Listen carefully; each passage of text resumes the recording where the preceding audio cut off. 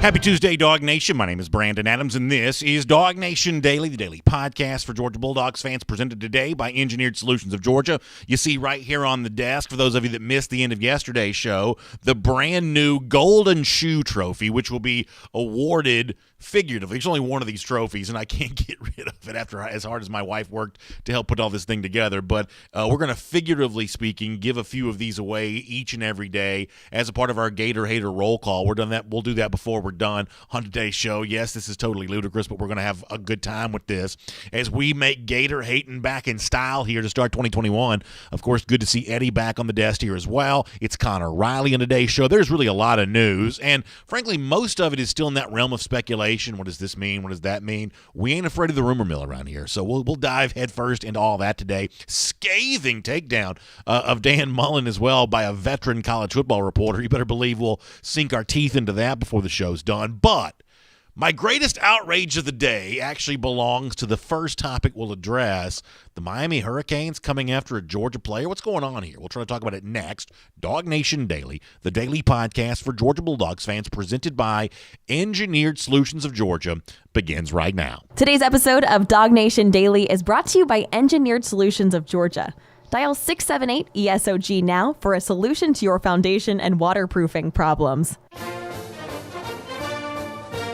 Presented by DawgNation.com. This is DawgNation Daily, the daily podcast for Georgia Bulldogs fans. Here's your host, Brandon Adams. There is a question I find myself asking myself quite frequently. The question is simply this: am I crazy? And today, I'm going to have many of you help me with this. I'm going to lay out the facts as I understand them on a topic that has been in the news, at least the dark, corners of the internet, so to speak.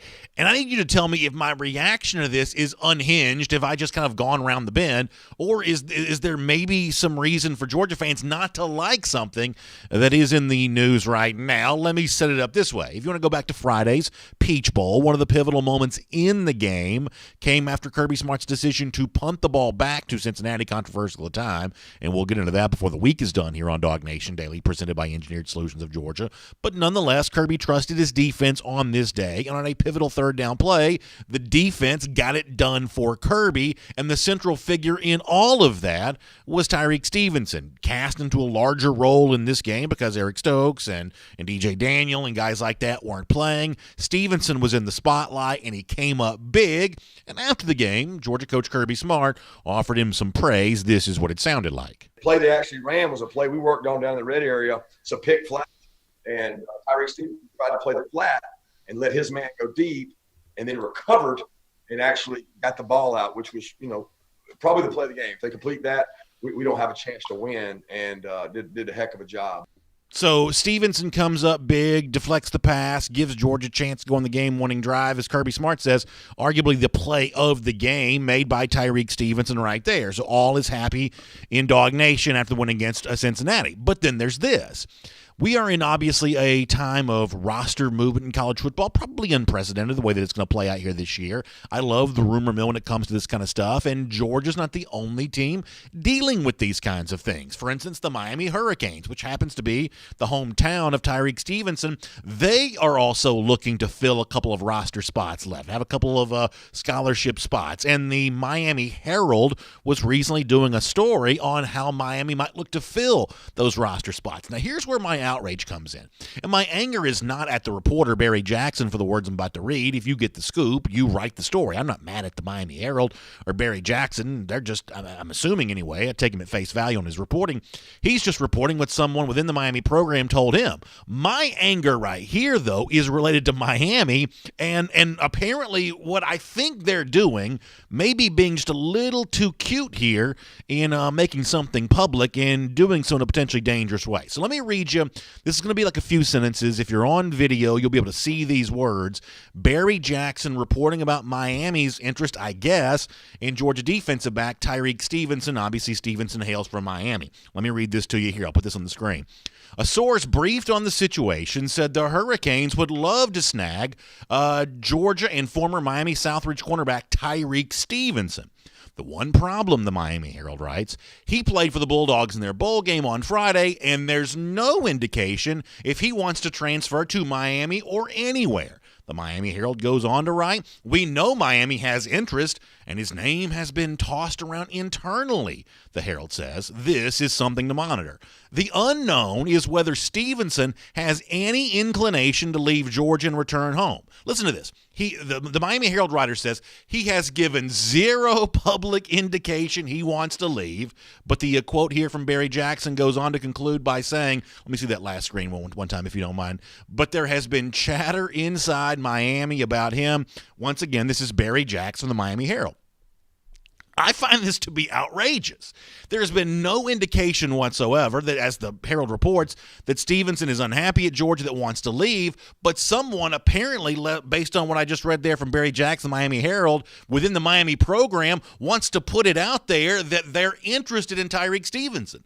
How is this anything other than just garden variety tampering? You couldn't do this in professional sports. NBA teams get in trouble for this kind of thing all the time, using the media to talk about player X, Y, or Z. How can Miami do this right here? Put this out there regarding Stevenson. Lawyers have a fancy term for this. Now, listen, I'm no lawyer. I'm barely college degree as it is. I'm certainly not a lawyer, but I believe tortious interference is what this is typically called when you try to interfere with Stevenson's relationship with Georgia. It would be one thing if Stevenson had expressed himself as being unhappy, had put his name in the transfer portal, had opted out of playing for Georgia in its bowl game, the kinds of things that happen when somebody wants to give a clue of their unhappiness. It'd be one thing then for Miami to pursue, but this is Miami seemingly dangling this out there. Hey, Tyrique, if you feel like leaving Georgia, coming back home, we're willing to welcome you with open arms. Now, please understand this for a moment. We are not pearl clutching around here about the idea of poaching guys off someone else's roster, because pretty clearly those in glass houses cannot throw stones. That is obviously something that Georgia is going to do from time to time. But can we be gentlemen here for a moment? I mean, there is a way to go about this that shows a little bit of class, a little bit of respect, a little bit of dignity. For instance, let me give you just a comparison here for a moment. The sort of ham-handed way that the Hurricanes apparently go about this through the pages of the Miami Herald. Hey, Tyrique Stevenson, we're talking about you internally. We look at you as someone that we'd like to have take up one of our final roster spots, as reported by the Miami Herald. I mean, as I said before, that's just kind of a clunky way to do this. That's an ungentlemanly way to pursue this. There's a much better way to go about all of this, and frankly, I'm proud to say that Georgia is much better at this. By comparison, think about Georgia's alleged potential pursuit of a guy like, say, former five-star LSU tight end Arik Gilbert, who it was publicly made known, or at least rumored and speculated about openly, was unhappy. And then after that, there were rumors that started connecting Gilbert to possibly come to Georgia. Now, listen, we don't know that that Gilbert's going to end up at UGA. As it stands right now, we don't even officially know that Gilbert's truly going to go anywhere else. That's all still up in the air and kind of be decided. More on that before we're done on today's show. But there is a way of going about pursuit of a player on someone else's roster that's just a lot more in bounds than what I think Miami's kind of doing here. So let me give you an example. You want to go back to the Missouri game for Georgia. That was around the time that the Gilbert rumors sort of started popping up, and it just so happens, conveniently enough, that day, Georgia's former five-star freshman tight end, Darnell Washington, had a pretty good performance there against the Tigers. And obviously, Kirby Smart was asked about that, as you might expect. Anytime a player has a good game, that's typically a topic in a post-game press conference. And listen to the very subtle way in which Kirby Smart gives off his message without having to mention a player by name, without having to tamper with somebody else's roster, without having to certainly almost obviously break any kind of rules. Listen to the very clever, easygoing way in which Kirby Smart gets his message across without tampering with anybody. This is Kirby. Coach Monken really likes using multiple tight end sets. It's done a lot in the NFL. And if you can mismatch people and, have ability to run the ball, but then also flex them out and throw the ball, it's really frustrating. If you go back to that play, the corner went over, the safety had to play Darnell, and he's saying, wait a second now, I got a Darnell on a safety, and those guys don't cover for a living. He made a nice throw, but you can never have enough good tight ends in the SEC because they're big, they're athletic, they can catch the ball. There's so many things they can do. So it's one of those things that we want as many as we can get, and we want to get them the ball. You can never have enough tight ends. We want as many as we can get.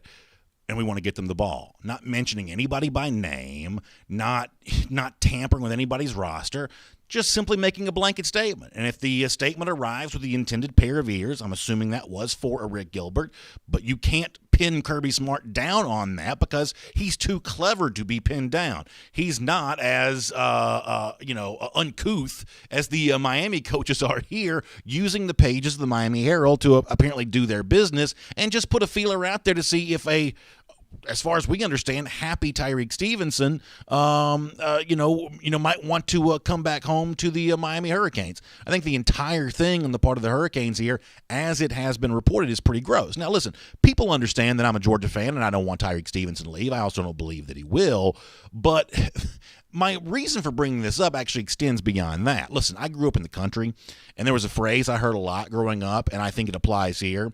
The phrase is simply this, and this is kind of homespun wisdom. It ain't no fun when the rabbit has the gun. This is an example of Miami thinking they are cute by using their media to help them get a message out there. But folks, let me tell you something that many of you are already aware of. There's a heck of a lot more media that covers Georgia than covers Miami, even though Miami's a relatively big town. Atlanta's a very big town obsessed with college football. The media market around UGA is gigantic. If this is the new way the game is going to be played, let me use the media to do my bidding for recruiting. If Kirby Smart really wants to try to do that, I mean, imagine the DawgNation platform. We have the ability to reach millions of people. If Kirby Smart wants to weaponize the media as a way of pursuing whether it be recruits or players on somebody else's roster, I can promise you that's not going to end well for the Miamis or any other team in the SEC or anybody else there as well. There's a reason why these kinds of rules exist. Not publicizing recruits, not tampering with players on somebody else's roster. But if you want to forget the rules and pretend like the rules don't exist, then it's not going to work out the way that you're going to. Schools like Georgia will find a way to then bend all of that in their own advantage. So I'm not happy with the way this thing is playing out with Stevenson at Miami. I don't think he's going anywhere. But to borrow an old line from Nick Saban, this is not the way I want college football to be. My name's Brandon Adams, and this is DawgNation Daily, the daily podcast for Georgia Bulldogs, presented today by our friends at Engineered Solutions of Georgia. Glad to have you with us, no matter how you get to us. On Facebook, YouTube, Twitter, if you want to watch on video, you want to listen to us as a podcast, the on-demand version of the audio. That's available on all the various podcast platforms, Spotify, worldfamousdawgnation.com. We post the show. Everywhere else you want to find the podcast, Apple, Google, all the traditional platforms, you can find that. We love being with our friends on the radio, at the Sports Radio 960 The Ref, and it's just great to have all of you with us here today. And it would not be possible without our friends at Engineered Solutions of Georgia. Solutions-based company. I love the fact they have solutions in their name because, listen, as a homeowner, and many of you are, you understand that when it comes to the kinds of things that can cause a homeowner to get sleepless nights, maybe more than anything else, waterproofing issues when that water creeps into your basement when it rains, or garage, crawl space, wherever else, or just those foundation issues. There is nothing more alarming that'll stop you in your tracks more potentially than when you see those cracks show up in your foundation. You're like me, who knows what that means, but you're fearful of the worst. Get the peace of mind you deserve by putting a company like ESOG to work on something like that. They're proud partners of UGA, makes them great fun to do business with. They're also good friends of ours here at DawgNation Daily, and they have 2 full-time engineers on staff. And they'll put those smart folks to work for you, fixing all your foundation waterproofing issues. That's why I love to recommend them. Easy to get in touch with as well. Simply dial this number. Dial 678-ESOG now. That's right, 678-ESOG now. That'll get you in touch with my friends at Engineered Solutions of Georgia. All right, good to have all of you with us on the program here today. It's Connor Riley coming up in just a moment. Before that, speaking of roster movement and all that kind of stuff, let's go around the doghouse here, delivered today by our friends at Marco's Pizza.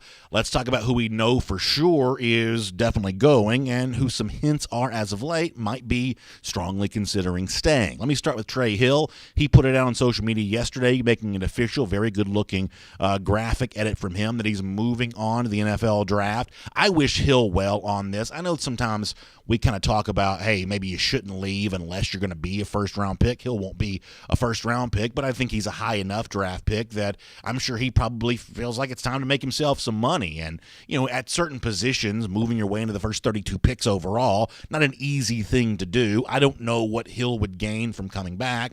And frankly, I want to keep, the door turnstile spinning in terms of elite prospects behind Hill who have their chance to play, and Georgia has no shortage of those right now. The other thing that I think you feel good about on the Hill situation is him declaring for the NFL draft, almost certainly going to go with a very impressive draft pick come April, a chance to have himself an NFL career, is that Georgia, when it comes to its offensive line, is now a firmly established reputation. 3 guys being picked, various levels of success in the NFL after that last year, but 2 first-rounders, Solomon Kinley, nothing to apologize for, going in the 4th round of the Miami Dolphins. To add to what Georgia's kind of already done that position there as well, that this is a program that's developed a reputation along the offensive line. That was obviously started by Sam Pittman, who's now the Arkansas head coach, but Matt Luke has done nothing to diminish that project that Pittman had started, and now Trey Hill is the next in line on that. You certainly wish him well. Then there were a couple of very interesting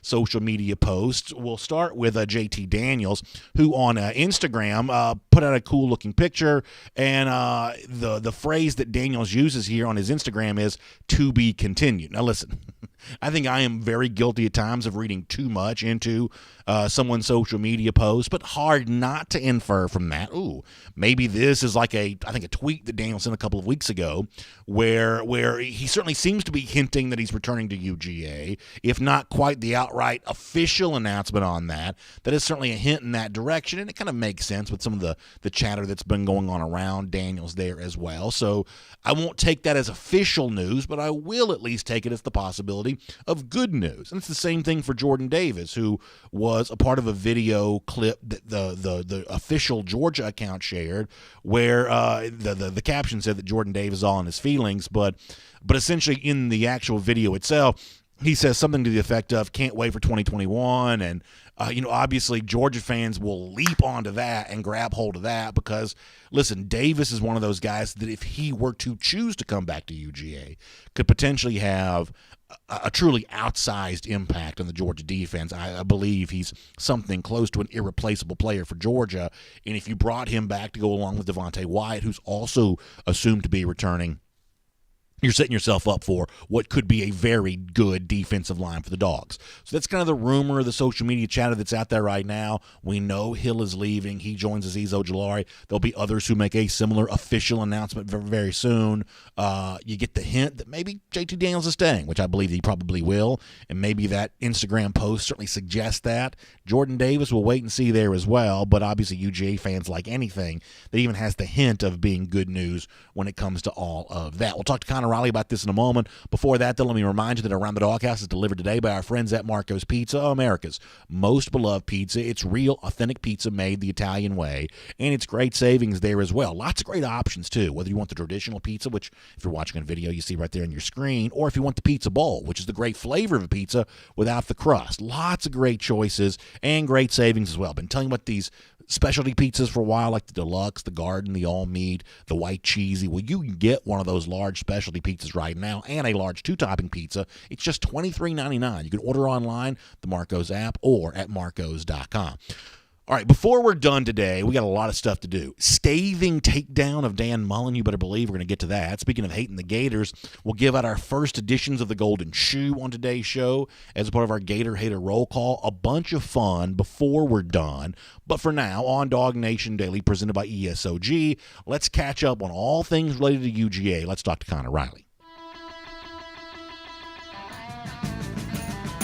From Athens and across the SEC or wherever the recruiting trail may lead, here's a DawgNation.com insider. Connor, there's a lot I want to talk to you about. Our first chance to chat here in quite some time, and many of the things that we'll address are things that you've written about at DawgNation.com. Let me begin, though, where I just was a moment ago, and probably privately off the air, I asked you the question that I kind of asked rhetorically on the air a moment ago. Am I crazy? Am I crazy to think that what appears to be the Miami Hurricanes using a local media outlet to tamper with a player on the Georgia roster, that does not sit well with me? Am I wrong for feeling that way? No, you would probably wish that Miami was a little bit more buttoned up about this. Look, folks, tampering happens. It happens in all sports. It happens in the NBA.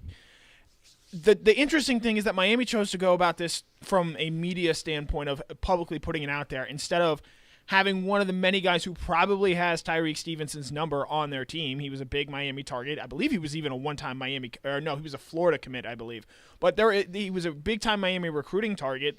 Reach out to him through players. There are far easier and better ways to tamper and sort of figure these things out without having to put it out there in the media. And the point you made about NFL teams or teams coming out and say that the reason they get fined is not because they're doing all this tampering, it's because they get caught publicly saying something. Tampering happens on so many different levels.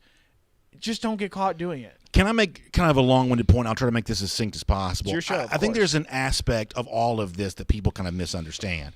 By making the transfer rules more liberal, I don't mean like politically liberal. I mean just, people know what I mean when I say that, hopefully. By making the rules a little bit more open, I guess is a better way to say that, I think people think they're doing players a favor. But here is one reason why that might not exactly be true. Connor, there's a misconception of a lot of recruits that they love the attention, that they hog all the glory. But you've interviewed enough of these guys to know that the overwhelming majority, by the time the process nears its end, what they say is, I'm just ready for it to be over.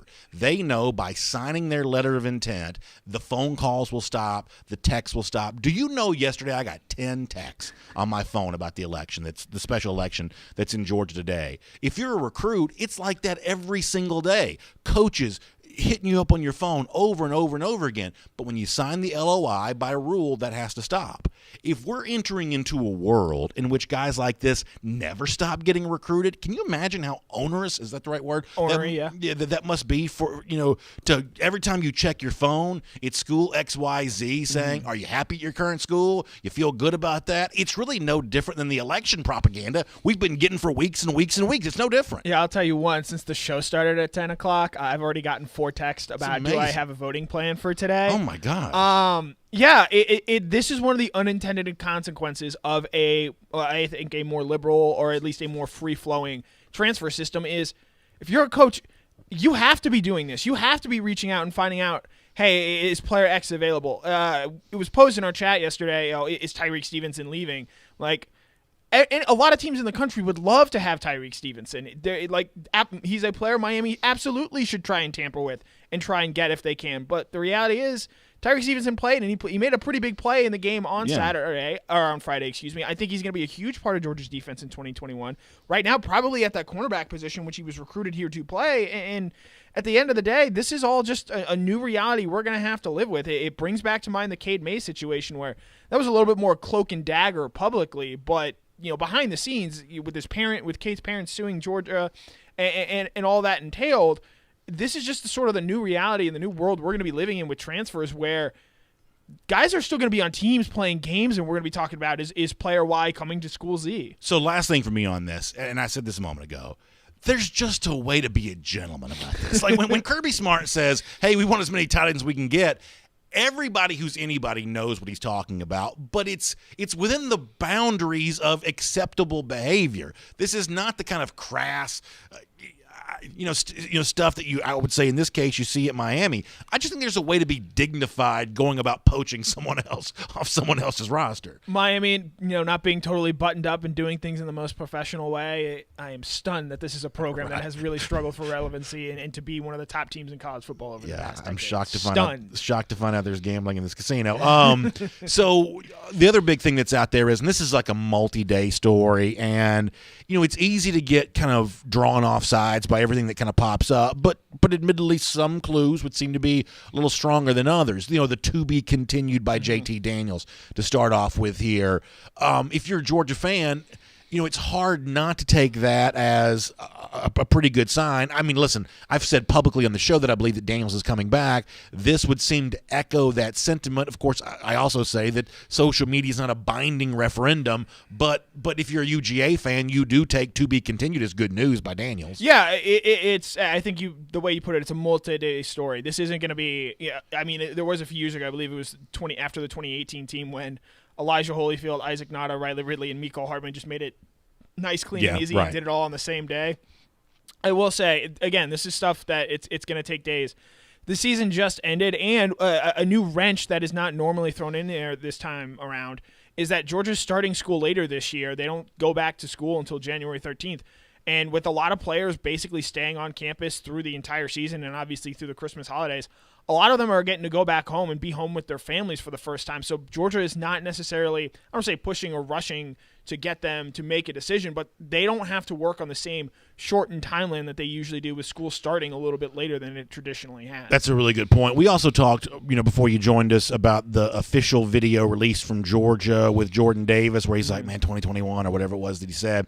In a way, I kind of take that as a little more, I guess, newsy is the word, because something like that has to go through several layers of vetting to actually be made public. We know good and well Georgia's not putting anything out on social media that hasn't been back-channeled, to death in terms of making sure that's an acceptable message for the program. So this is either them trying to remind Davis of how happy he is at Georgia, or them echoing what Davis has told them privately, that he is happy at Georgia and wants to return for the new year. Either way, I'm a major Jordan Davis fan. I think he's an irreplaceable player in this Georgia defense.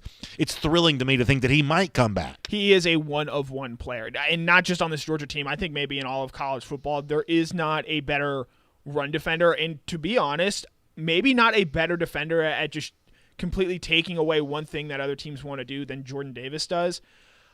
If I could put on my BA conspiracy theory hat here that I have lying around, I wonder if this is Georgia putting it out there like, hey, Jordan, if you come back, you are absolutely going to be one of the faces of this program. And that was obviously already known, but just to sort of show what that entails and what that means to have, and the marketability, which is a big thing with this NLI thing coming up, to sort of show like, hey, we're going to put all our weight behind you and sort of make you, not to use old Hollywood cliche phrases here, but make you into a star. Yeah. And that, I think, does have a tangible effect, one, in just long-term money potential, but even appealing to NFL teams and saying, hey, this is a guy we feel completely comfortable with making a face of our program. And I think there's real value in coming back and doing that. Yeah, I mean, I think the one thing that, I've never been an NFL player, so I don't know what it feels like to have to make that decision for, what can be life-changing money for you. And if the cards fall right, generational wealth for your family for time to come.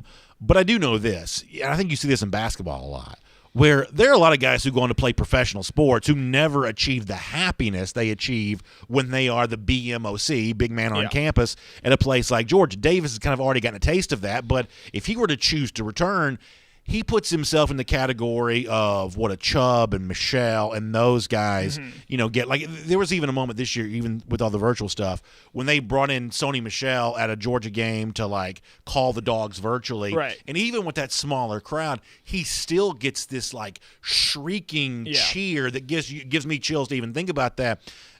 I just don't think you can put a price tag, or maybe you can, as you said in the name, image, and likeness world, maybe you can put a price tag on this, but to be that beloved by a football-obsessed state like Georgia, there's got to be some monetary value attached to that. I think there's even a more recent example. You look last year, a guy like Richard LeCounte. Now, obviously, the second half of the season didn't work out the way I think anyone wanted to, but anytime that guy comes back to Georgia or is at a Georgia game, he is just going to be beloved for the rest of his career for what he has done for Georgia, and in part coming back this season and making that statement to say, hey, I want to leave a lasting legacy here at Georgia. I think Jordan Davis has the same opportunity to sort of be that same guy for the Georgia defense next season. Yeah, I think that's exactly right. So I guess give me a thumbnail sketch of beyond just Hill leaving, Daniels, Davis hinting that they might return. What are the other big dominoes that you're following when it comes to this? Yeah, so obviously JT Daniels is the biggest one, and hopefully that comes out sooner rather than later. That way we're not writing about every tweet and Instagram post he has, because he tweets a lot about 2K.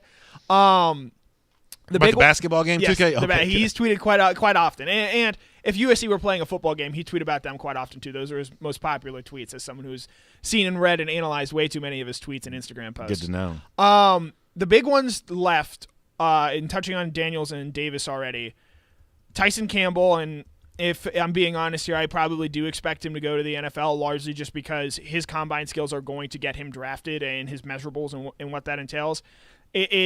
Obviously, Georgia would love to have him, especially with everything else that they're losing in their secondary. If he comes back, that's huge for them, because I think that secondary is probably going to be their biggest weakness next season, at least to start the year. And with so much uncertainty, and especially at those two cornerback positions where Georgia traditionally hasn't rotated a lot, bringing a guy like him back would be really big.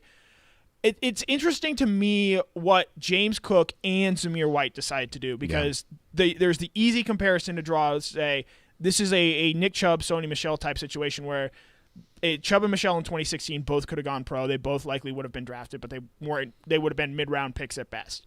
They both chose to came back. They led that Georgia team to the national title appearance, became Georgia legends, as you just eloquented right there, and both ended up being top 35 picks. And while Sony Michel hasn't necessarily had a great career, Chubb has.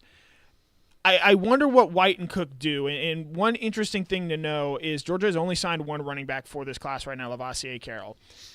Every single season under Kirby Smart, they have had 5 scholarship running backs. Mm-hmm.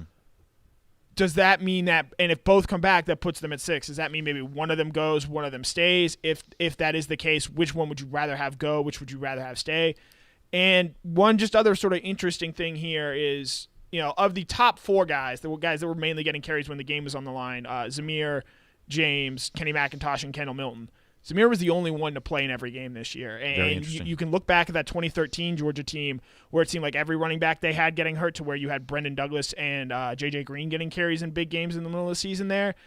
It's interesting to me what those guys are going to do, because I think that could say a lot about what Georgia's running game really looks like next season. So I'll just dive straight into reckless speculation here for a moment. Do you in any way take seriously the idea that Tank Bigsby is unhappy at Auburn and that he might be looking to be on the move? And if so, a school that he was interested in on the recruiting trail, Georgia, might be in play for his services again. There is no official indication that Bigsby's going anywhere, but I'm not going to pretend that this isn't a very prevalent conversation amongst certain corners of the internet. I would believe it. So I'd maybe focus a little bit more on Bigsby if both Cook and White both go. If one of them comes back, I maybe don't believe it quite as much, or would sort of just not pay all that much attention to it. And from talking to Tank, I got to talk to him last year at the Under Armour All-American game. You could tell, I don't want to say bad blood, but you could sort of tell that he was not necessarily thrilled with how his recruiting process went down, because I think, as we can plainly say, Georgia wanted to see what was going to happen with Zach Evans, and it's understandable why they would do that. And Tank said, I'm ready to make a decision now. I'm going to go to a place that really wants me in Auburn. So we'll see if that has any effect on it on the back end. But and this is a personal thing too, for next year's 2021 team, I would go all the way to the mat with Cook and White before really considering Tank Bigsby. That's a very good take. Very, very good take. Let me shift gears to the game from Friday. I was happy with it. I was entertained by the game. I think Cincinnati validated themselves as a good team. Probably not worthy of the college football playoff, but as a good team, they clearly validated themselves, and Georgia scratched back and got the win. It was not perfect. At times, Georgia was down in the game, but I thought the Georgia fans, the dominant social media conversation during the game was way too unfair to UGA. I think the fact that the media has kind of ignored UGA's victory after touting Cincinnati as much as they did for weeks is also to a degree unfair. Speaking as a fan, I was happy with what I saw, and I felt like it was a nice punctuation mark to end this season and move on to next season. What did you think? Yeah, you and I were texting during the game a little bit, observations and whatnot, and we both sort of agreed it was not necessarily the sharpest day for JT Daniels out there. He still threw for 392 yards and led a game-winning field goal drive that won them the game. I mean, I think that just sort of shows what you can be and what the potential is when this offense continues to get better, because, again, it was only JT Daniels' 4th game as a starting quarterback here at Georgia, and encouraging in that way. I thought the defense was spectacular in the second half. They essentially gave up that 179-yard run, and Cincinnati did nothing the rest of the day, and especially with all the opt-outs and injuries and guys that they don't usually have back out there, I thought that was encouraging. Overall, I was pretty impressed with, Georgia and Florida. You look at the two of them, they both had a lot of opt-outs. Yeah. Florida just completely laid down, and the comments Dan Mullen made were, quite frankly, incredibly disrespectful to the guys that were at that bowl game. Georgia fought back. That win clearly meant a lot to them. It meant a lot to their seniors. I think that's something you want to see. I think it says a lot about the culture at Georgia. The only thing that really gave me pause or worry was how the offensive line played.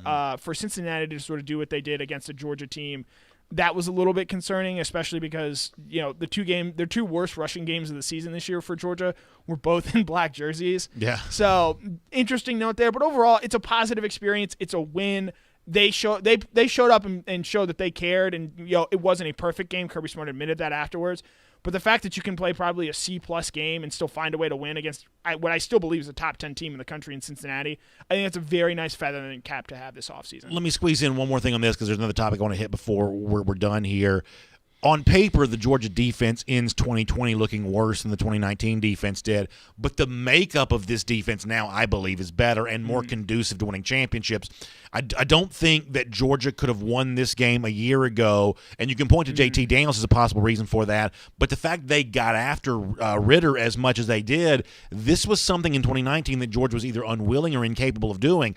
Tackles for loss, sacks. I believe that Georgia had 8 in the game against Ritter on Friday. A lot of that coming from Azeez Ojulari, but some of that coming from Adam Anderson, who we expect return next season. The fact that Georgia is now more disruptive in the backfield, the havoc-type plays that we talked so much about for years but didn't really see a lot of, we saw those on Friday. I take that as a sign that the Georgia defense, even if not quite as statistically dominant in terms of limiting yards, limiting points, even if not quite as statistically dominant as they were in 2019, the constitution of this defense, if it's going to be in 2021, what it showed to be against Cincinnati on Friday, I do think is more conducive to winning. Yeah, obviously the Florida and Alabama games stick out here. By the way, Malik Herring just officially tweeted that he is going on to the NFL. All right, so good for capping him. A great career for him. Just wanted to make that official. That literally just happened.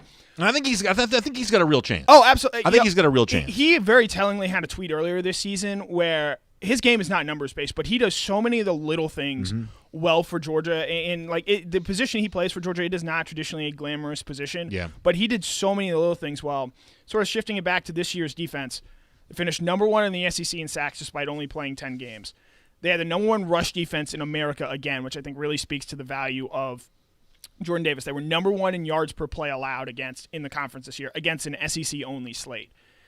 Yes, you're not going to slow down these high-powered offenses or shut out, I should say, but Georgia, by getting more sacks, creating more turnovers, more tackles for loss, you're helping yourself out more. You look back at that Alabama game, and the most crystal clear example is on those last really 3 drives, or the 3 scoring drives that Alabama had in that game, Georgia had 0 sacks. That's why that game ended the way that it did. Yeah, I think that's very interesting. All right, so you wrote about tight ends at DawgNation.com, and obviously that's been a big story for Georgia.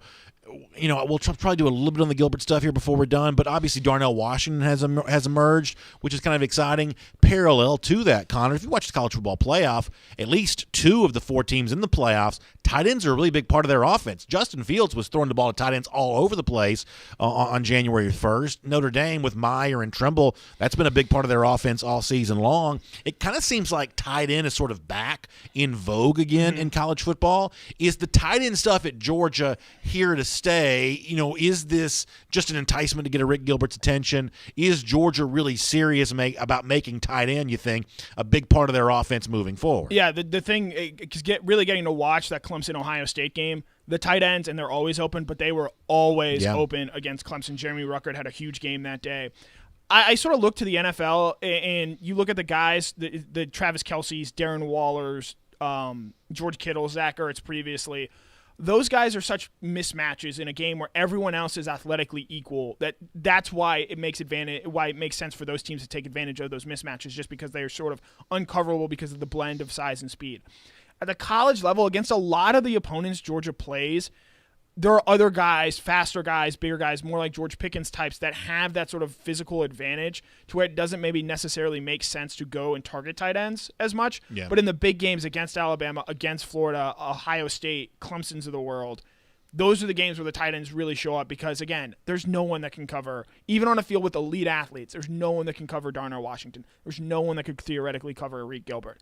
That's where those, I think, really show up, and to execute those in those big games, you need to do that against lesser competition. So whether Gilbert comes or not next year, I'd love to see Georgia find a way to get Darnell Washington more involved. You saw that in the Missouri game. You saw it in the Cincinnati game, and it played dividends. And the one highlight run that Washington had, again, he's so big. Yeah. He is so physically imposing. So I hope that we see more tight end involvement next year, and obviously that means a little fewer catches for Kyrus Jackson, George Pickens, Jermaine Burton. But in those big games, as you saw Ohio State, Clemson, that made all the difference in the world. Yeah, I mean, it's easily understandable why Washington's such a source of fascination, because he is, you use the phrase one of one, regarding Jordan Davis. Washington has a little bit of that kind of look about himself as well. Of course, Gilbert would also potentially fit into that same mold if you were to come to Georgia. And just kind of close out our conversation, I'm honestly not sure sure of where this stands. I believe I've seen that he has deleted the initial tweet announcing that he was entering the transfer portal, which I think was like from a brand new Twitter account anyway, which is semi-confusing on its own. And I think I saw John Garcia, who's a longtime recruiting reporter, say that Gilbert's actually not officially in the transfer portal.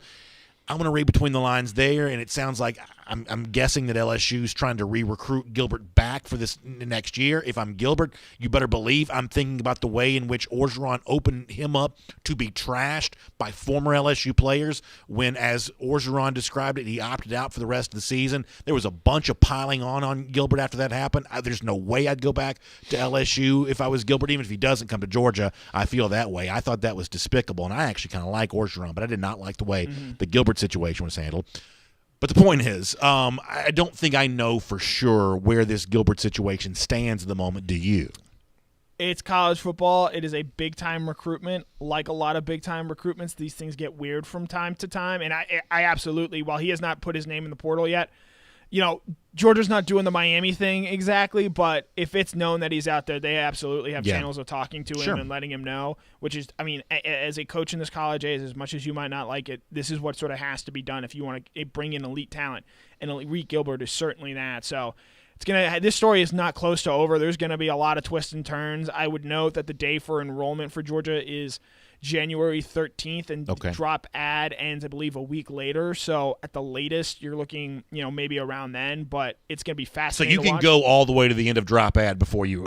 I believe that is correct. And one thing I would note here, the SEC still has that if you transfer within the conference, you have to sit out a year. Now, that rule could obviously get taken down, but as it currently exists, that rule still exists. So that means even if Gilbert does transfer within conference to Georgia or, say, Alabama, he would very likely, unless that rule gets repealed, have to sit out a season. Very interesting to sort of watch the behind-the-scenes machinations of that, because Kirby Smart has made no doubt about it. He is not necessarily in favor of repealing that rule because of what it usually means for Georgia in that And the timing on this is kind of interesting, and I'll let you go after this, that his most recent, at least that I remember, his most recent pushback on that came after it was starting to be speculated that maybe Gilbert would be on the open market. He still said, I'm not quite sure I agree with this rule. So, some might say he has a public obligation to support this, considering the fact that he was thought to be against it when it came to Cade Mays.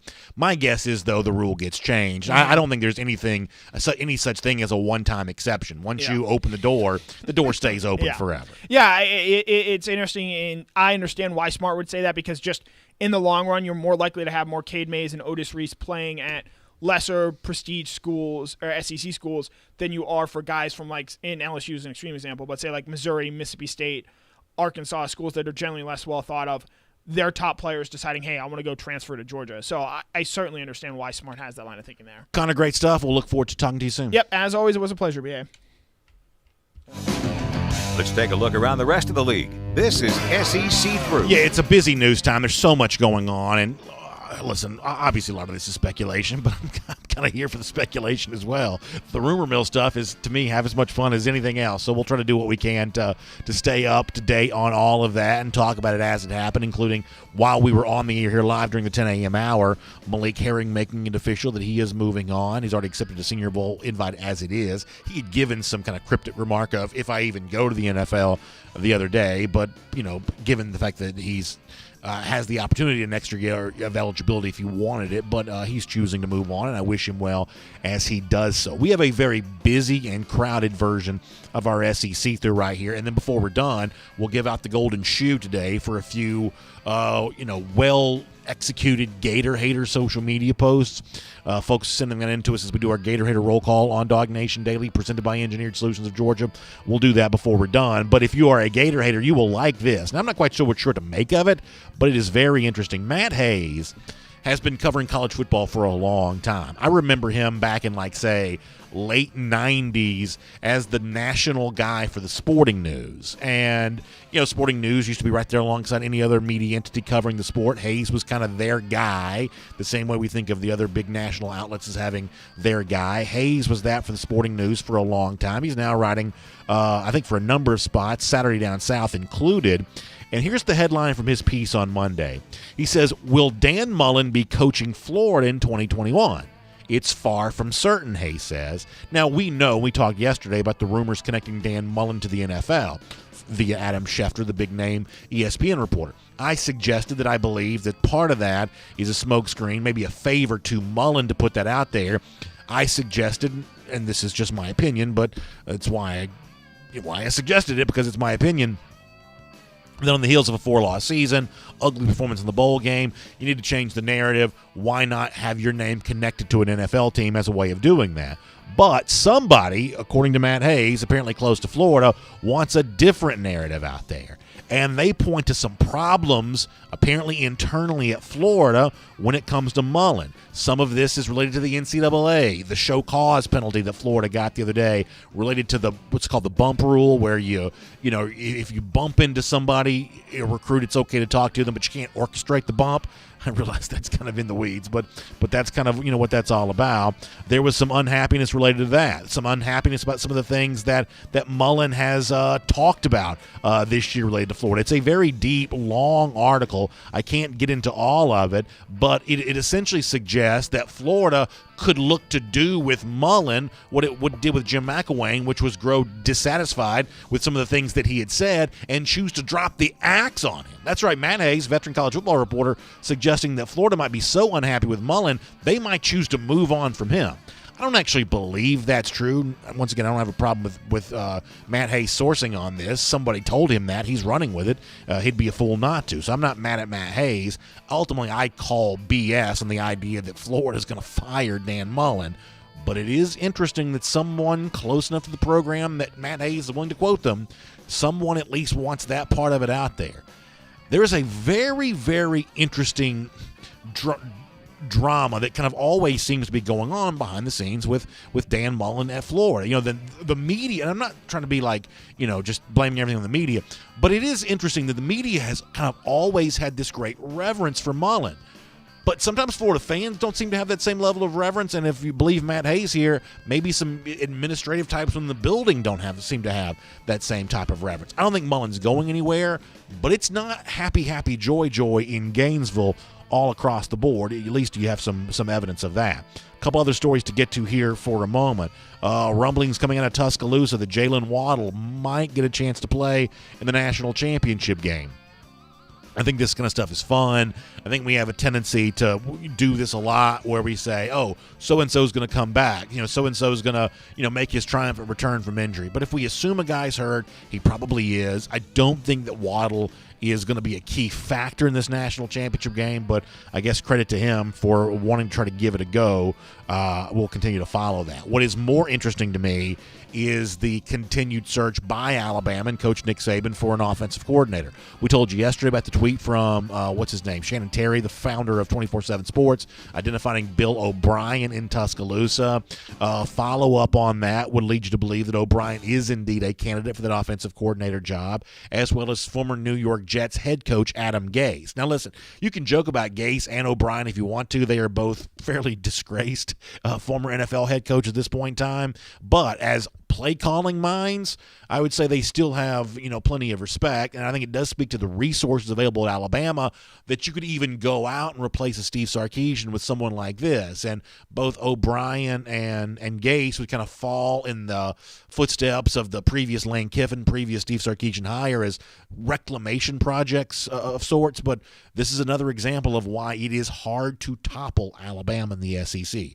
And Georgia's finding this out, that the success they have gives them, and Saban in particular, a pedestal for decisions that other programs don't have. Most programs would not have the opportunity to potentially hire a Gase or potentially hire an O'Brien. If Alabama does go that route, it shows you the overall program strength, and I don't take any great pleasure in saying that. Now, Sarkisian at Texas also creates a bunch of rumors involving his situation. Dennis Dodd from CBS Sports is reporting that Will Muschamp has turned down the chance to be Sarkisian's defensive coordinator at Texas, and now the possibility that Barry Odom, who I thought did an amazing job with the Arkansas defense here, he's obviously, of course, former Missouri head coach as well, that Odom could be in line to join Sarkisian there at Texas. If Odom is hired, that's obviously a good hire for on-field stuff. I don't know that Barry Odom's quite the Texas-level recruiter. Muschamp, you would think, would probably be better at that. But certainly in terms of on-field results, you can't get much better than what a Barry Odom defense is capable of doing. I also think, I'm going to get kind of into the weeds on this for a moment, I also think it's interesting that it's reported that the job was offered to Muschamp and Muschamp turned it down. The reason why I think that is interesting is, and I'm going to speak, about subjects that I don't fully know here, but typically speaking, when you are a coach, you have to, and you get fired in order to, by the letter of the contract to get the big, buyout you're due, you have to at least do your part to seek employment. So the fact that that Muschamp turns down the Texas job, based on the minutia of a lot of these contracts, maybe that suggests that Muschamp is interested in a different job because, by the letter of the contract and how you get the buyout paid to you, publicly turning down jobs is, not necessarily something that you see there a lot when it comes to that kind of stuff. A couple other stories here really quick. LSU eyeing a lot of staff changes. We know they're looking for a defensive coordinator after Bo Pelini was fired.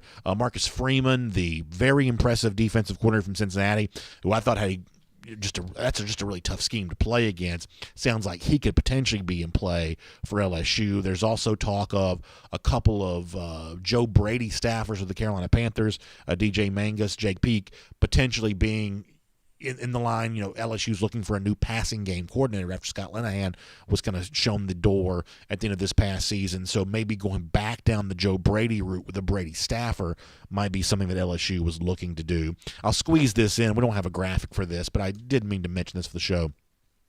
I thought it was interesting that Harrison Bailey's father tweeted out, Bailey is the Tennessee quarterback, essentially a show of support for Jeremy Pruitt. I wish I had that to show for you. To be honest with this, I just forgot to do it. But Bailey's dad has shown some support for Jeremy Pruitt, so Tennessee fans unhappy with Pruitt right now. You've got a little bit of a pushback from a pretty high-profile father on that team. This was unsolicited. No one asked him his opinion. He just shared it, so that's kind of interesting. And then we'll do one more thing related to our SEC through and kind of an expanded SEC through here just for a moment. Heisman Trophy is tonight. I have come to believe that I think that Devontae Smith should win the award. And I'm not typically in favor of, wide receivers winning this award. I don't think individual receivers are as important as players other positions, but there's no doubt that in 2020, the receiver position itself, I'm talking about the group of guys that play receiver, has become as equal to success and as important to success as anything else. Why not honor Smith then with that distinction in this year, especially given the fact that it's kind of hard to separate, Mac Jones from Kyle Trask to a degree. How much of Jones' success was helped by having Devontae Smith. Najee Harris right there is kind of a top 5 guy anyway. How do you compare a Jones to a Trevor Lawrence? A lot of these quarterbacks are a little bit difficult to sort of separate and know one from the other, the wheats from the tares, so to speak. But this was a magical year for Smith, stepping in after Ruggs and Judy were gone this past year.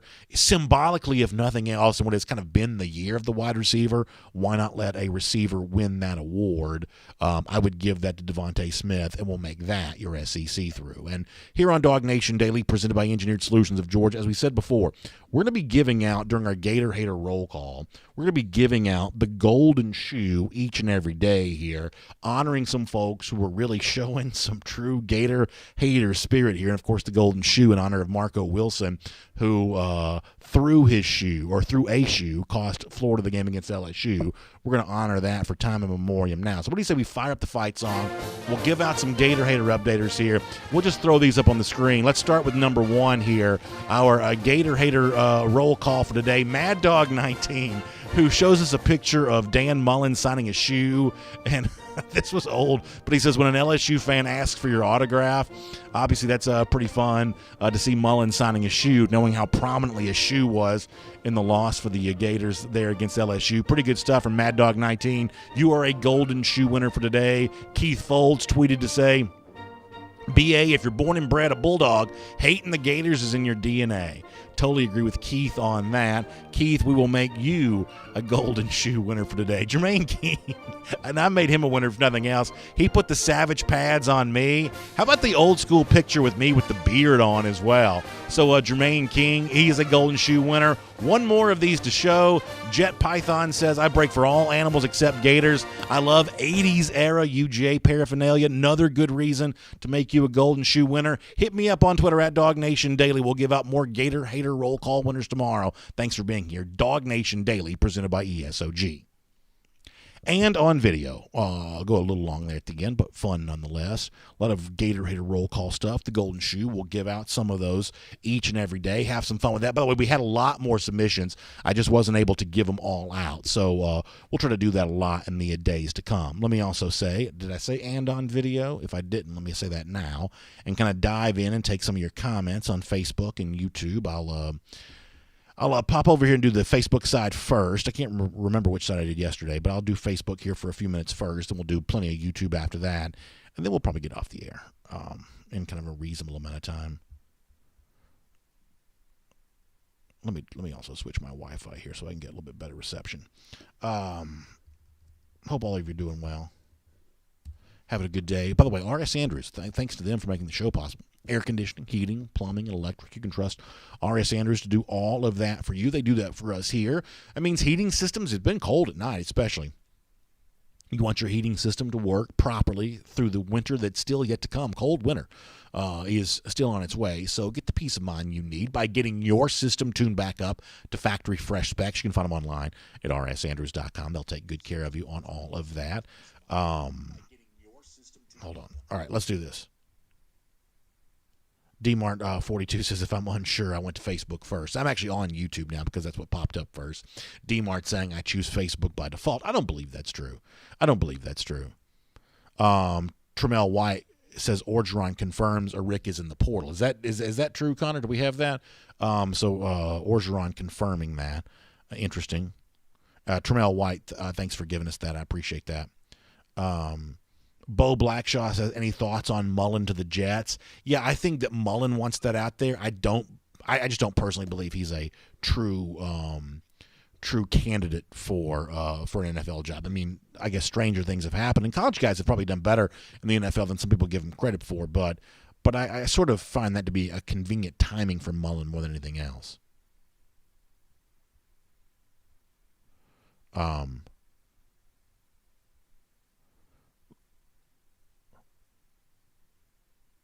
Let's see what else. CC the dog, appreciate the kind words. Thank you so much. B. Red Norton on the idea of Daniels not leaving. Yeah, for me, and this is just speculation on my part, but I believe the key factor for Daniels and his decision to return is probably health-related. I mean, Daniels himself said, he's probably said this a couple of times, but the time in particular that comes to mind for me is when he was interviewed by Marty McGee, the ESPN jokesters a couple of weeks ago, where he said that he was close to 100%, but not quite 100%. And I think that it's uncomfortable to go into an NFL draft knowing these NFL teams are going to poke and prod around your knee so much, and really these teams are looking for a reason not to draft you. Now, ultimately, a lot of that kind of stuff ends up being smokescreen. So-and-so is, quote-unquote, falling down draft boards because of injury concerns. Most of that kind of stuff, I believe, is just an outright lie. But if you're the subject of those lies, that's probably not very comfortable, to hear people saying that you're not healthy enough to play, things like that. I think that Daniels, I would say, puts himself in the easiest draft transition by waiting a year and going the following year. Now, I'm also selfish. I want him to return, so maybe I'm seeing that through my own red and black colored glasses when I say it that way. But I think there is a very harsh health evaluation that comes once you choose to move on to the NFL draft, and this soon removed from injury, or as we've been told by the Georgia coaching staff, this soon removed from not even being able to play at all. The Florida game, you may remember JT Daniels, we were told, was not quite healthy enough to play. So to think that, in that quick a time, you could go from, not healthy enough to play at all to now being healthy enough that you believe you're ready to be a first-round pick, there'd be a lot of skepticism on the NFL side about that could be alleviated by one more year in Athens. But once again, that's just my opinion. Bill Shirley on the subject of Waddle going down and Alabama not missing a beat. Yeah, it's really something. And that's another reason why I would tout Devontae for the award, is not only did you have the loss of Ruggs and Judy from last year, but the loss of Waddle this year. And really, for a lot of people, Waddle was thought to be the better of the two receivers coming into the season. And Devontae Smith, not only did he not miss a beat, he may have raised his level of play after all of that. So I would not typically tout a receiver to win this award, but I think that Devontae Smith is probably worthy of that. Let me go over to Facebook here for a moment, get a few comments over there. Hey, I think the golden shoe looks good on the screen here. I'm proud of the way this has turned out. I am quite happy with the way this has turned out. All right, some Facebook comments here. Dark Brooks, good to see you. Miriam Martin Corbin on the subject of retirement. Miriam, I'm happy to have you in the comment section here.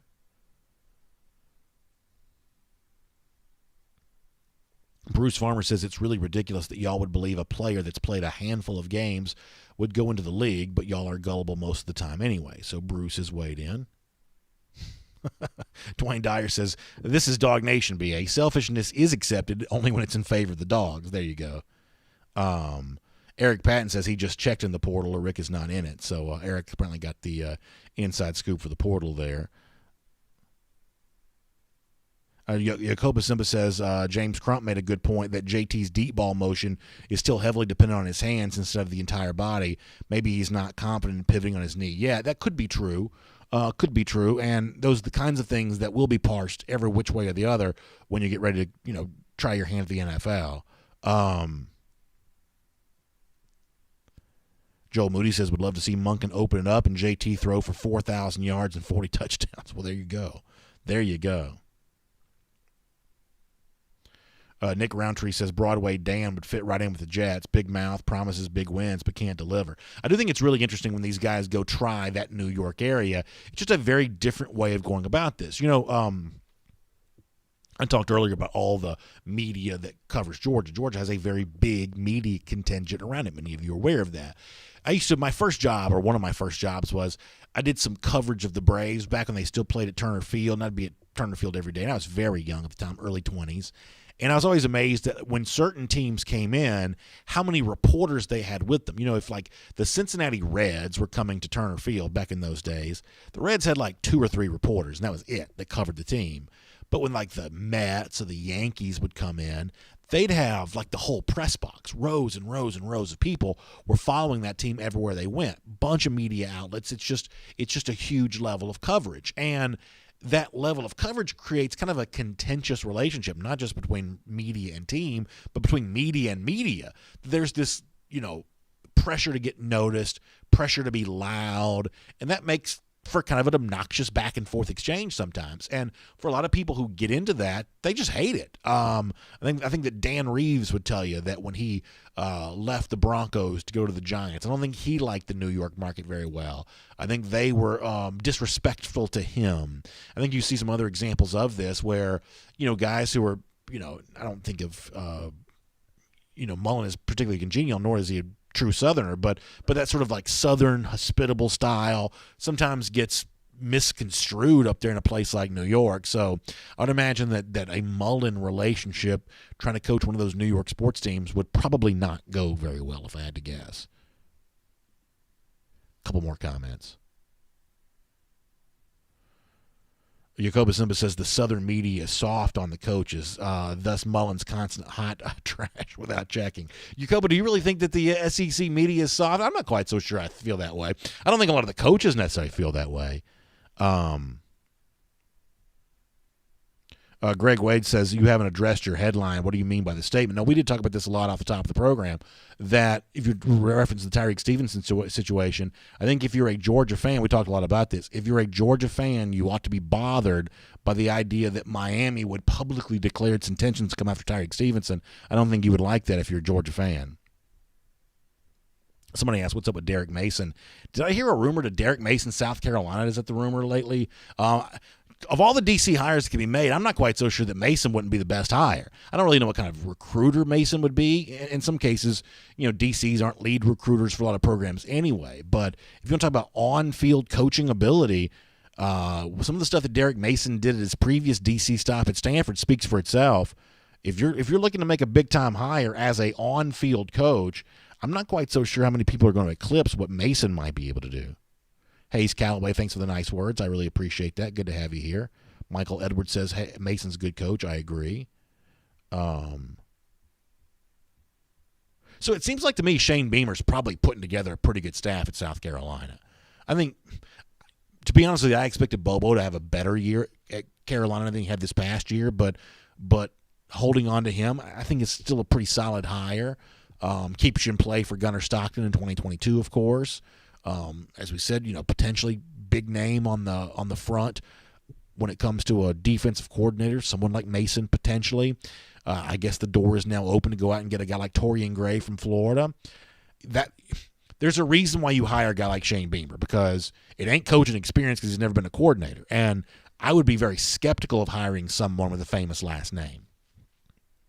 I would assume that there's some sort of bias in play that's allowed that guy to rise up the coaching ranks, because if his name was Shane Smith as opposed to Shane Beamer, you assume that he'd probably be a few rungs down the ladder. But being that entrenched in the coaching world, people. You're able to get so-and-so on the phone and get him hired and get him in place. And, that's the reason why you go down that road, because, typically speaking, you'd want your SEC level head coach to have more high-placed experience than what Beamer has. But the flip side of that is, you saw with Sam Pittman this past year, that sometimes it's about putting a staff together more so than it is about who you have as the head coach. And I would say that's kind of what South Carolina is trying to replicate. Santiago D. Arn said, "What did I get for Christmas?" We didn't really do a ton of Christmas presents this year. We did get a new TV, so that's my big thing. I had a very small TV in my house, 50 inches. Of course, when I was a kid, that's the biggest TV you could have. But I wanted one of these like gigantic TVs, and so we got one of those. Kids getting Disney Plus, they're really excited about that. We're actually joining the modern ages. My poor kids, it's like 1953 in our house in terms of a lot of things. They don't get the modern technologies that some of the kids get, but they are about to get themselves some Disney Plus. Tim Tatum says Gainesville, Georgia is simply better than the other one. Tim, you're speaking certainly my language there. I'm a proud native of Gainesville, Georgia. Don't live there anymore, but that's my hometown for sure, and I'm proud of it. Dwayne Dyer says, I got the golden shoe for Christmas. Yeah, my poor wife, you should have seen us all weekend trying to do this, and we did a couple of other specs on the golden shoe before we finally settled on this one. I think it's the closest she's probably ever come to divorcing me, when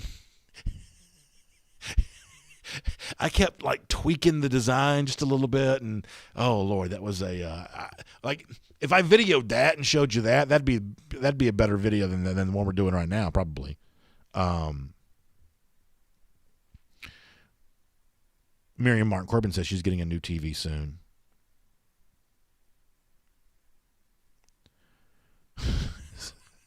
Cecilia Grant Gagnon says, I'm not sure how Mullen would be a good look for the NFL when he basically provoked a riot, ended the season worse than it began, and interviewed as Darth Vader all in one season. I think that's very well said there. Probably not a great look, although the NFL has a way of kind of overlooking a lot of stuff like that when it wants to hire someone.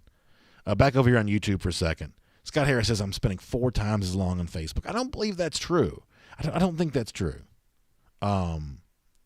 Bo Blackshaw says, what do you think about Charleston Rambo leaving Oklahoma and possibly coming to the Dogs? I did hear that Rambo was leaving. I don't know that there's an obvious connection there to UGA, but I did hear that. It'd be interesting, I guess, if you think about a transfer from Oklahoma to Georgia. I guess most of us at one point in time would have thought that would be Jaden Hazelwood. So I don't really quite know what to think about that, but I did notice that he was looking to leave. Jerry Dogs fan, no, I can't go there. Trust me, I'm laughing on the inside, but I can't go there. Bank 6 says he's got a little bit of a COVID outbreak with Stefanski and the Browns. That's a story worth watching here. Thomas Van Santa says we need Hines Ward to get on the coaching staff. So Thomas, I was actually thinking about this the other day, because anytime that Ward was interviewed over the years, he always said he wanted to be an assistant coach at Georgia, and the erudite, sophisticated media types would always kind of turn their nose up at that as not a possibility, not something that was going to happen. But quietly, Ward has now become an assistant on the New York Jets. For someone who was very busy, had a lot of money, and might not be interested in the rigor of being a coach, and it's a very hard job. I had a person I knew who was briefly an SEC assistant. He told me that he was tasked with the job of writing 100 handwritten notes per day to recruits. Like, that's how, there's a lot of stuff behind the scenes sometimes that we don't really quite know when it comes to, what it's like to be a coach at the SEC level. And some people assume that Ward just might not want to do that. Well, I mean, his actions as of late would certainly suggest that he's taking the idea of being a coach seriously. He has become one. He is an assistant on the New York Jets staff right now. So who knows, maybe sometime in the future, Ward might not pop up as a real possibility at Georgia. I would say that being an assistant coach at college is a more time-consuming job than being an assistant coach in the NFL. You got to really want that aspect of it. Recruiting is more than 50% of the job, something that doesn't even exist at the NFL level. But maybe Ward is really, truly serious about that.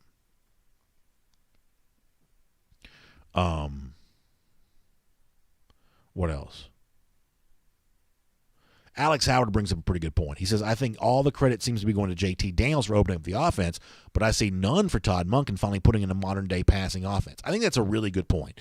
And I'm not trying to take any credit from J.T. Daniels, but I do want to give more credit to Todd Monken because I do believe that the Georgia offense, and I know y'all don't like when I bring him up, but even during the Stetson Bennett time, the Georgia offense was better this year than it was a year ago, and you've got to give some credit to Monken for that. And as the season progressed and a more prodigious talent in J.T. Daniels emerged as the Georgia quarterback, I think you got to see the full growth of what Monken brings to the table. I do think he had a very successful year. And to the commenter who said that Monken's not getting enough credit, you may be right about that, but pay attention to this, and I think this is very telling. We've been doing this show for a long time. I don't think there's ever been a year that we've done the show that the offensive coordinator hasn't gotten a lot of criticism. Even predating DawgNation, back when Mike Bobo was still the offensive coordinator, there was a lot of criticism that came his way. It is just really common for fans to criticize an offensive coordinator. It's just obvious.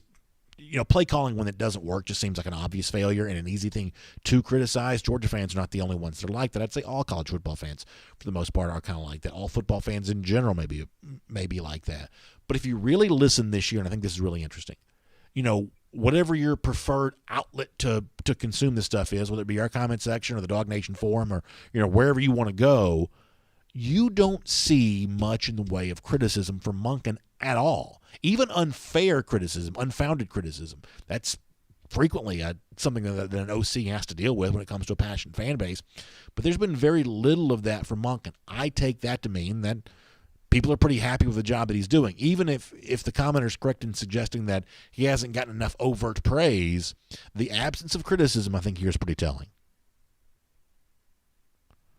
Bill McConnell says, I've got to get me a pair of gold Nikes now. BA, thanks a lot. Yeah, kind of like a Michael Johnson, the 96 Olympics. Yeah, we kind of, try to make this gold to kind of make it, non-brand specific, but I guess you can still see that swoosh coming through there a little bit. Bo Blackshaw says, what are your thoughts about our defense under Dan Lanning this season? I think that Georgia got into some trouble the way that a lot of teams do, which is when you face a high-powered offense, there's only so much you're going to be able to do to stop them. Coulda, shoulda Georgia done more against teams like Florida and Alabama? Probably so. But as I said to Connor a moment ago, the most encouraging sign for me, even in a year in which reputationally and statistically Georgia took a step back defensively, the fact that Georgia ended the season by sacking a quarterback and really got after that quarterback all day long on Friday, something they either were unwilling to or incapable of doing in previous years, makes me a lot more optimistic for the future. That is a newly constituted Georgia defense that may not quite have the statistical backing that it would have had a year ago, but it's just on better footing for success next year if it can continue. To me, that's what it comes down to. I've said this before. You got to find that superstar player, and you've got to let him bail you out of certain situations. If anything, maybe Georgia, maybe you'd say this about Lanning, hasn't quite been as effective as he could be, really identifying that next Roquan level player for Georgia, but maybe that comes to fruition in 2021, and maybe Georgia wins a championship because of it. Eric Green on the subject of Carson Beck and Brock Vandagriff fighting for that number 2 quarterback spot. Yeah, it should be interesting to see for sure. All right, we're going to get ready to go here. Thank you to all of you for being with us here today on Dog Nation Daily, presented by Engineered Solutions of Georgia. Also, huge thanks to folks for checking out our R.S. Andrews cool down here. Let me say this on the way out the door. We would never talk about politics in the show. We would never bring that into the show. But this is a big day for the state of Georgia, and my encouragement to you would be to be armed with the facts about everything that's going on in our state as the Senate runoff takes place and some of the other things that are going on. Good coverage of that in the AJC. You can find it online at ajc.com. You can get your Atlanta news now and go in depth on all of the big situations facing our state. Find that online, Atlanta News Now at ajc.com. Also, R.S. Andrews, thanks to them for making this portion of our show possible. Check them out. You got a heating need, your water heater goes out, electrical issue, some other plumbing issue that I'm not even smart enough to describe. Whatever you're facing, R.S. Andrews can be there for you. Find them online, rsandrews.com. You have a great day. I'll see you back here tomorrow morning, 10 a.m. for DawgNation Daily, presented by Engineered Solutions of Georgia. I will look forward to talking to you then. For more DawgNation videos, check out youtube.com/DawgNation.